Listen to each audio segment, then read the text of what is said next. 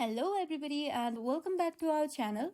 In this video, I'm going to show you how to organize your content on Pinterest so everything is easy to find and manage.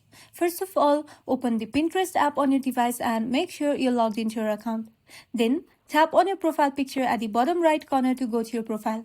Now, if you want to add new pins to your profile, simply tap on the plus icon at the top right corner, then select pin from the given options.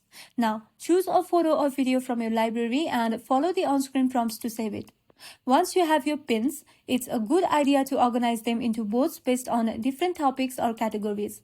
For an instance, you could have a board for recipes, another for home decor, and one for travel ideas. Now, to create a board, tap on the plus icon once again. After that, select board from the given options. Now, give it a name and decide whether you want it to be public or secret. After creating a board, you can start saving pins into it. Simply open a pin, then tap on Save at the bottom right corner of the pin. After that, choose the board where you want it to be added. And just like that, the pin is now neatly organized into your chosen board. Lastly, don't forget to update your boards and pins regularly. Archive the old boards you no longer use and delete pins that are outdated to keep your profile clean and organized. And that's all.